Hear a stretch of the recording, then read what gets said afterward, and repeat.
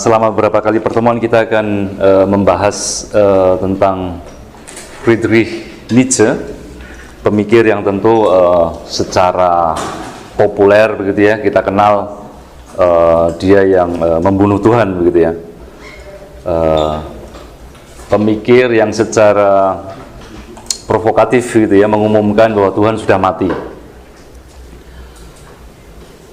Saya sudah menuliskan sebetulnya semua tafsir saya itu di buku Gaya Filsafat Nietzsche, terbit tahun 2004 ya, sudah lama. Sayang sudah habis, jadi sudah habis dan tidak dicetak ulang, maka memang tidak bisa ditemukan. Kemungkinan nanti ada teman dari sini, Al ya, Mas Al itu yang akan mengedit ulang dan menerbitkan ulang buku ini, sehingga nanti bisa dimiliki. Semoga saja. Dalam 3 pertemuan yang akan kita lalui ini, saya membagi kurang lebih begini. Pertama, ini semacam perkenalan ya, mengenai diri Nietzsche, mengenai pengalaman Nietzsche. Kemudian pertemuan kedua, saya hendak mengungkapkan apa yang menjadi menurut saya pemikiran inti dari Nietzsche yang tidak mudah ya, yaitu soal kebutuhan untuk percaya ya, kebutuhan untuk pegangan, bahwa setiap manusia memiliki hasrat kebutuhan akan pegangan itu, dan itu yang persis menjadi problem karena dengan demikian lalu kita memfikskan, kita membakukan apa yang kita percayai, kita pegang itu, entah itu yang namanya kebenaran, entah itu yang namanya Tuhan, entah itu yang namanya politik, entah itu yang namanya estetika, ya apapun ya, kita jadikan secara baku, secara fix sebagai pegangan, dan itu yang lalu diumumkan oleh Nietzsche sudah mati. Jadi pegangan kita sudah mati. Nah, lalu bagaimana pada bagian ketiga kita menurut Nietzsche hidup di era di mana tidak ada lagi pegangan.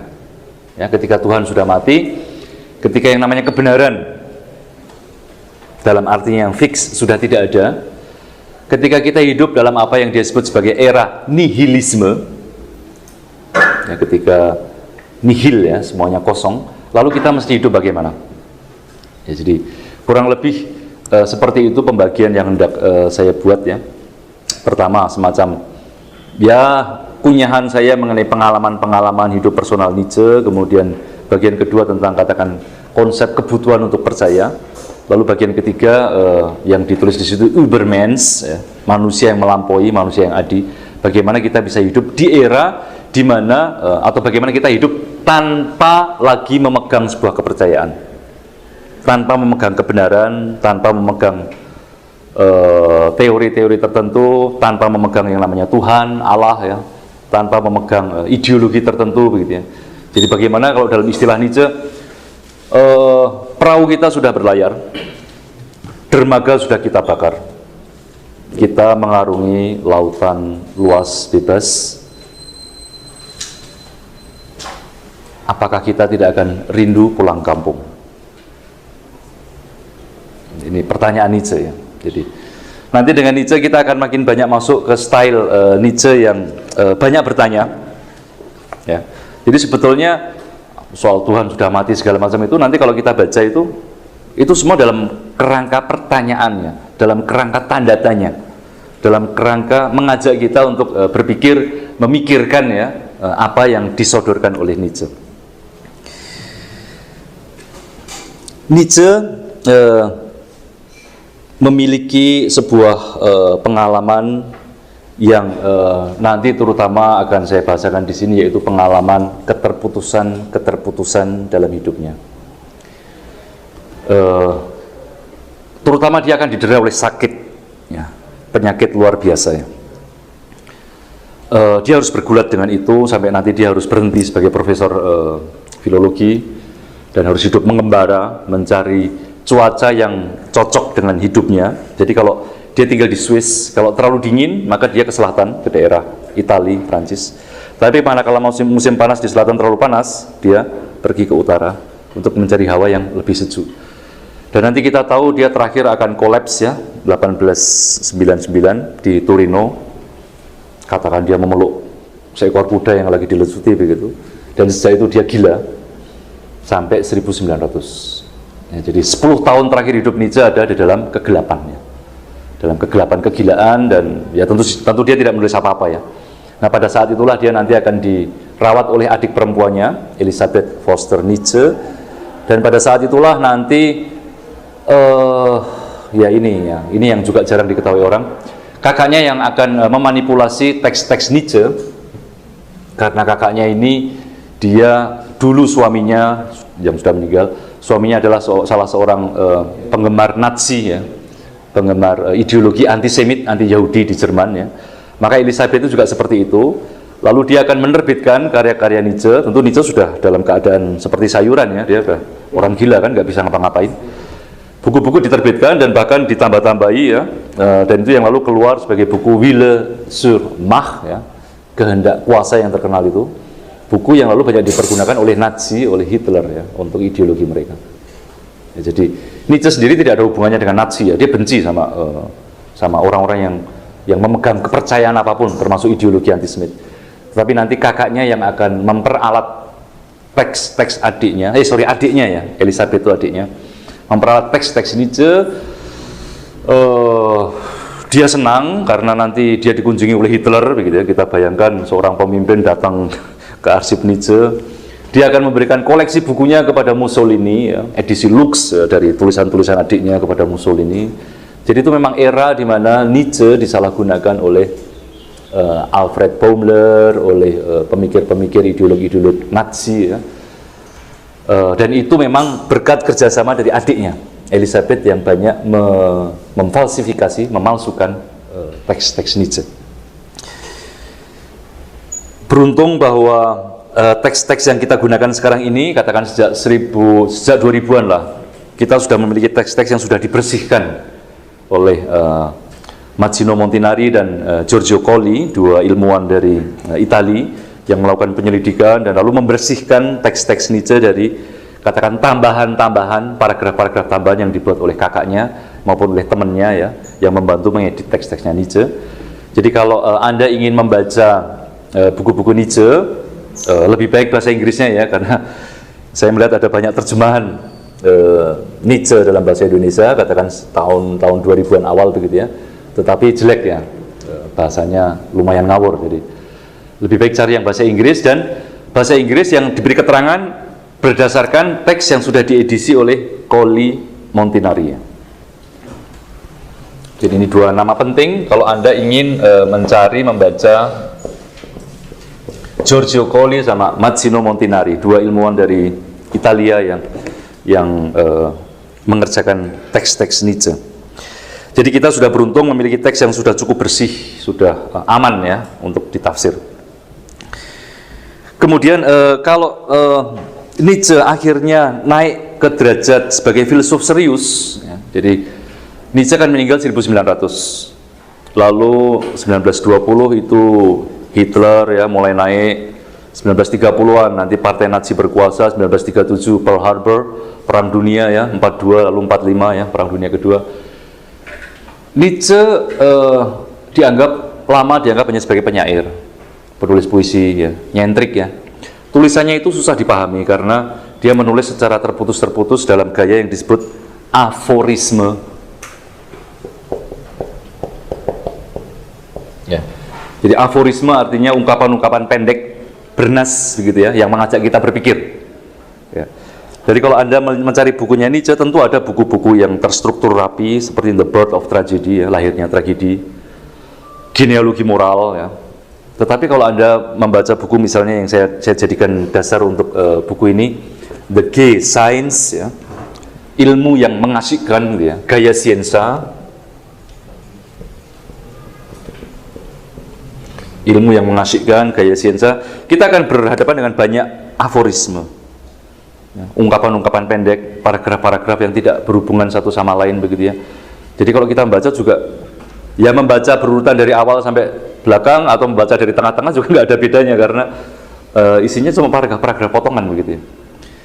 Ini tentu berkaitan juga dengan cara hidup, gaya hidup Nietzsche sendiri, dan juga cara dia berpikir yang memang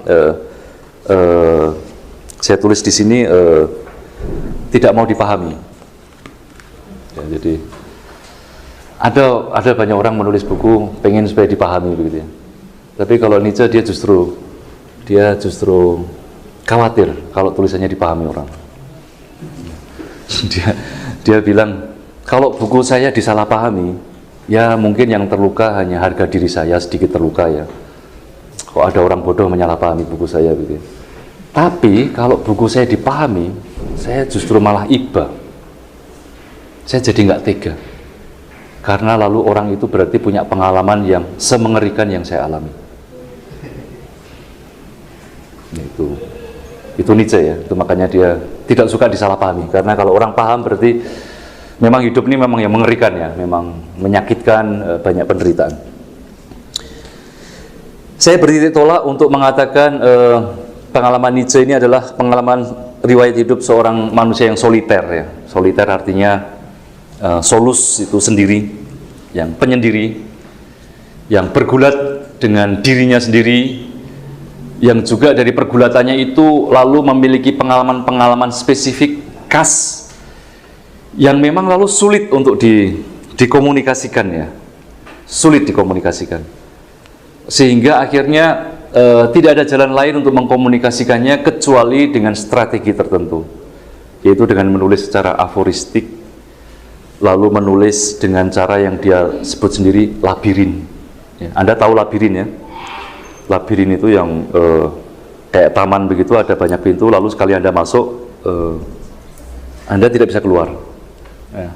Itu cerita mengenai Theseus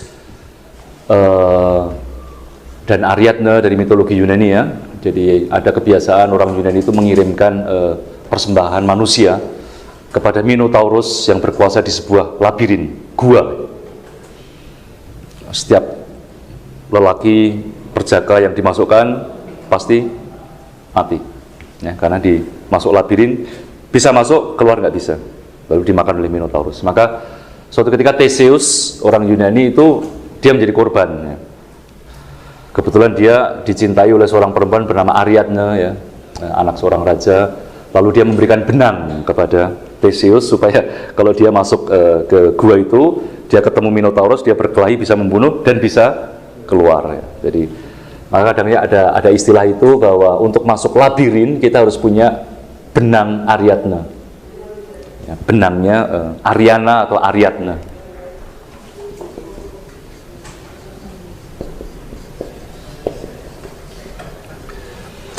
Karena kalau Anda masuk ke sebuah labirin tanpa membawa benang, dijamin Anda tidak bisa keluar. Nietzsche sengaja membuat strategi seperti itu. Jadi dia tidak mau dipahami cepat-cepat. Dia menulis secara aforistik dan tulisannya berbentuk labirin. Maka di beberapa aforisme yang saya kutip di sini di halaman pertama, misalnya pada GS Gaya Siensa ya, G-Science buku ketiga, Nietzsche mengingatkan para peniru harus omong apa? Kau tidak ingin seorang peniru? Saya sama sekali tidak mau menjadi contoh untuk ditiru. Saya ingin agar setiap orang menjadi contoh untuk dirinya sendiri, persis seperti yang saya buat ya. Jadi Nietzsche tidak ingin ya orang mengcopy paste ya, dirinya begitu ya, meniru begitu ya. Dia bisa menjadi peniru justru ketika dia menjadi dirinya sendiri. Di paragraf lain Nietzsche menulis, Fademikum fadetekum, gaya dan bahasaku merayumu. Apa? Kamu mau mengikuti aku langkah demi langkah? Lebih baik perhatikanlah dirimu sendiri, dan dengan cara begitu kamu akan mengikutiku dengan pelan-pelan. Kita hanya bisa mengikuti Nietzsche justru ketika kita menjadi diri kita sendiri ya. Jadi seringkali kalau orang mengatakan, orang senang ya disebut sebagai saya seorang Marxolog begitu ya, ahli Marxisme, atau saya tidak tahu pengikut apa itu, macam-macam itu ya. Nah, kalau untuk pengikut Nietzsche tidak ada nama lain ya untuk pengikut Nietzsche kecuali nama diri kita masing-masing. Itu makanya kadang-kadang saya rada bagaimana begitu kalau membaca ada orang menulis buku lalu mengatakan pengarangnya memproklamasikan saya seorang Nietzschean gitu kan. Perasaan Nietzsche tidak butuh pengikut begitu ya. Nietzsche tidak butuh orang untuk meniru dirinya begitu. Kita hanya bisa menjadi meniru Nietzsche itu kalau kita menjadi diri kita sendiri. Jadi ketika kita paham apa yang dialami Nietzsche, kita paham dengan apa yang kita alami, ya, lalu di situ ada semacam frekuensi yang sama. Ya. Di situ lalu kita bisa bicara apakah aku mirip dengan Nietzsche atau tidak. Jadi kita bisa mengikuti langkah-langkah Nietzschean justru ketika kita menjadi diri kita sendiri. Dengan cara begitu Nietzsche sebetulnya mengatakan ulang apa yang menjadi prinsip dari kebijaksanaan dewa Apollon ya, yang diikuti oleh Socrates dan Platon, yaitu kenalilah dirimu sendiri. Gnoti sauton atau gnoti seauton. Namun kalau di kuil Delphi itu tempat Apollo bertahta itu tulisan ya, kenalilah dirimu sendiri ini tentu merujuk kepada perintah bahwa ya ketika kita masuk kuil Apollo lalu kita melihat kenalilah dirimu sendiri dan jangan berlebihan ya. Tentu di situ maksudnya adalah kenalilah bahwa kita adalah mortal sementara para dewa adalah immortal ya. Jadi kenalilah dirimu sendiri. Nah, kalau Nietzsche tentu saja pengenalan diri sendiri itu sebagaimana nanti akan kita akan lihat tidak ada referensi apapun pada yang namanya yang kudus, pada yang namanya yang transenden, pada sesuatu yang di luar kita. Apakah dengan demikian Nietzsche seorang ateis? Tentu saja ya, tidak ada keraguan sedikit pun ya, Nietzsche adalah ateis. Saya tidak mau membela Nietzsche ya. Nietzsche seorang ateis itu sangat jelas begitu ya. Namun juga jangan lupa bahwa Nietzsche orang yang juga mengolok-olok ateisme ya, jangan lupa, nanti di salah satu teks akan saya pertunjukkan ketika dia mengatakan bahwa ada sebuah kepercayaan baru yang bertumbuh kembang di Saint Petersburg, di Moskow, di Rusia, namanya kepercayaan pada ketidakpercayaan. Jadi ketika komunisme muncul di Rusia, ya awal-awalnya ya, karena kan doktrin, maksudnya negara Uni Soviet itu kan baru 1917, 1918 ya. Tapi kan doktrin mengenai nihilisme, doktrin mengenai Marxisme itu kan sudah muncul pada zaman-zaman Nietzsche, yang mengatakan bahwa dalam ideologi komunisme itu Tuhan tidak ada ya. Nah, kalau teisme mengatakan kita harus percaya adanya Tuhan, ateisme mengatakan kita harus percaya bahwa Tuhan tidak ada. Dan dua-duanya sama-sama orang yang percaya. Yang satu percaya bahwa Tuhan harus ada, yang satunya percaya Tuhan harus tidak ada. Kalau Tuhan, kamu bilang Tuhan ada, wah saya siksa kamu, saya bunuh kamu. Anda baca saja konstitusi negara Cina sekarang ini ya, pasal-pasalnya. Kalau kita punya Pancasila, kalau orang Cina kan punya ini, bahwa Tuhan tidak ada, barang siapa menyebarkan ajaran agama hukumannya apa, ya ada semua ya. Maka sama seperti agama itu punya pasukan-pasukan pembelanya yang siap mati ya, ateisme juga begitu, punya pasukan-pasukan yang siap menjaga kelurusan doktrin tiadanya Tuhan. Sama persis ya. Lalu poinnya di mana? Poinnya di itu tadi yang saya bilang pada awal, pada inti pemikiran Nietzsche, yaitu soal kebutuhan untuk percaya. Manusia itu selalu butuh untuk percaya apapun. Ada yang butuh percayanya Tuhan, ada yang butuh percayanya UFO ya. UFO harus ada. Kalau Anda bilang UFO tidak ada, wah langsung marah-marah begitu kan, pukuli begitu ya. Ada yang percayanya sama Eyang Subur gitu ya. Jadi kalau Eyang Subur mulai dikritik-kritik, wah langsung marah begitu ya. Anda menjadi pembela. Ada yang percayanya sains, kepala dingin ya, profesor yang dingin, objektif, lurus gitu ya, sains. Tapi kalau ada orang mulai mengkritik bahwa sains itu gini-gini, wah langsung dia mulai emosi kelihatan. Semua objektivitas dan dinginnya hilang gitu ya, karena dia merasa kebenaran saintifik di utak-utik gitu ya. Jadi poinnya adalah bahwa di semua isme orang memiliki kebutuhan akan percaya. Jadi Nietzsche tentu adalah seorang ateis, tidak diragukan, tetapi ateis yang lebih kompleks daripada yang kita kira. Karena ateismenya akan, untuk kita sendiri ya, juga untuk saya tentu saja, ateismenya akan banyak menanyai kita ya, kalau saya percaya Tuhan, kenapa begitu ya?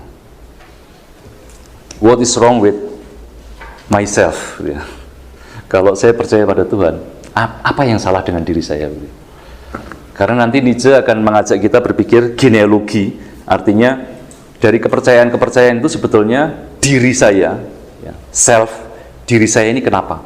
Apakah diri saya ini butuh pegangan?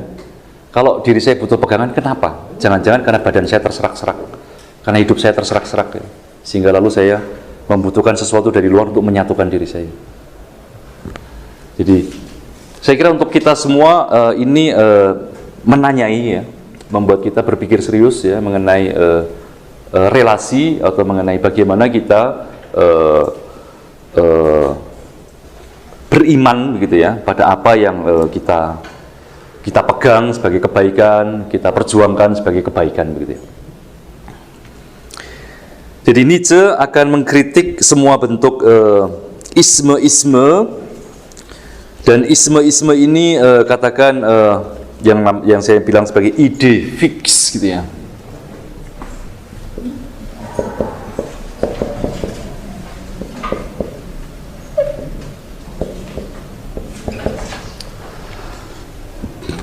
Ide fix inilah yang lalu kemudian akan dia bahasakan dengan yang namanya Platon, ya, dunia idenya Platon, Hegel, Marxisme, Kristianisme tentu saja, Buddhisme apalagi, patriotisme, saintisme, ya. Jadi semua yang bentuknya isme akan dia kritik sebagai kepercayaan, sebagai ide fix, dan itu akan dia bongkar.